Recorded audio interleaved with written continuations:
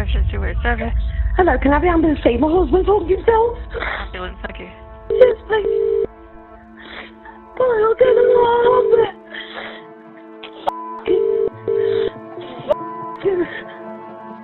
Okay, so on the 22nd of March 2022, ambulance and police were called to a report from Amy Pugh that she had found her husband, Kyle Pugh, hanging. She called police and ambulance in a hysterical manner, stating that she'd managed to drag him into the kitchen and she was commencing CPR.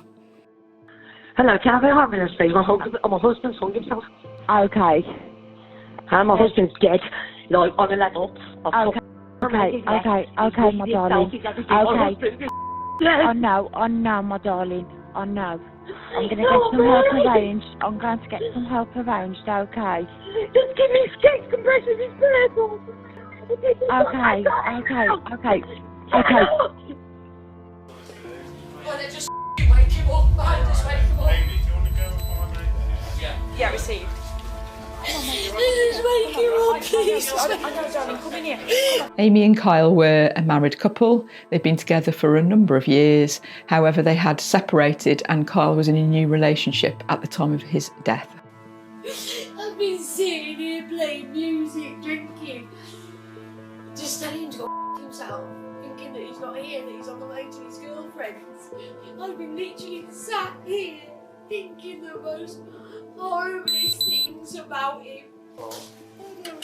Speak to your dad, okay? Speak to your dad. So our investigation showed, through looking at Amy's phone records, that she had in fact been on the phone to her father for approximately 20 minutes before she summoned medical help for Kyle. This included at one point a 6-minute video call. She then called ambulance saying that she had just found him hanging and was hysterical on the phone and was directed by the call taker to commence CPR. Absolutely brilliant. Push.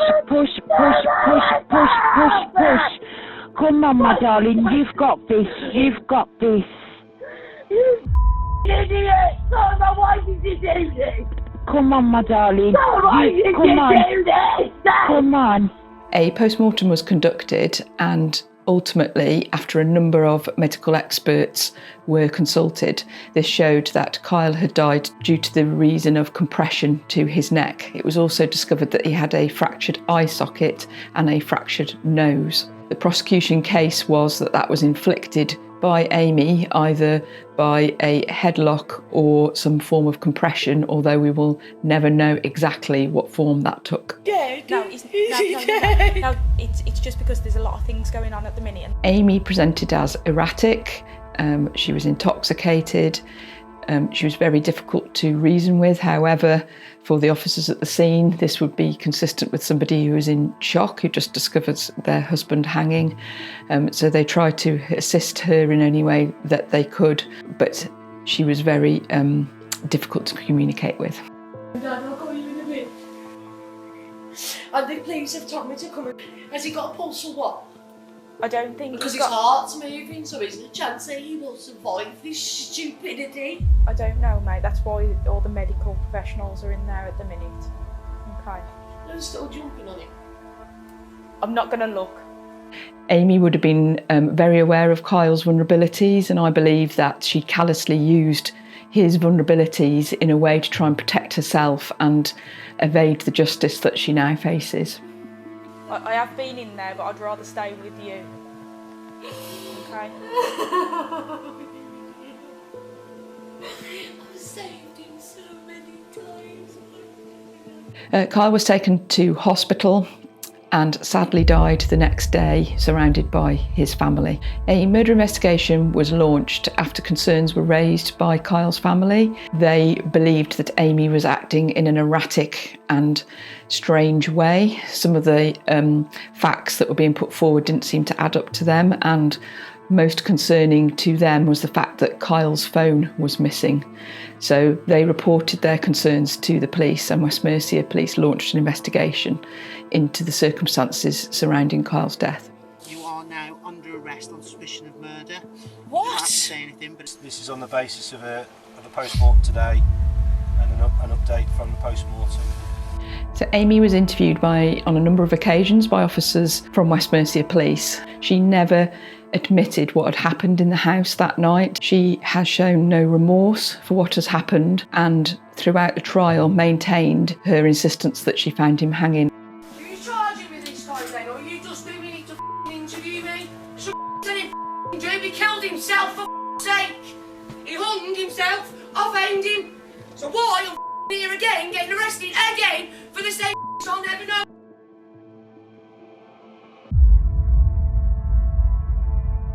I'd like to pay tribute first of all to Kyle's family, who've been dignified in the face of a very long police investigation due to the fact that we needed to obtain complex medical expert evidence. This has led to a delay in us able to be bringing this case to trial, and the family have been patient and stuck with the police, so I am thankful to them for that. I'd also like to say that this has been an incredibly difficult investigation for the officers, so again I'd like to pay tribute to the investigation team for all the hard work that they have put in to obtaining justice for Kyle. So it is an unusual case to have a female convicted of a domestic murder, and I would just like to reassure the public that West Mercia Police takes all domestic abuse seriously, and I hope this case demonstrates that we leave no stone unturned to investigate the circumstances of any death in a domestic setting, and that includes male victims, as was Kyle. And I'd like to pay tribute to Kyle. It's easy to lose sight of the fact that he was a real human being, and he was very loved by his family. He was well known in Telford in the music community, and he was running a business. He had a new relationship, and his life should have been on the up. I hope we have done justice to Kyle today with this result at court.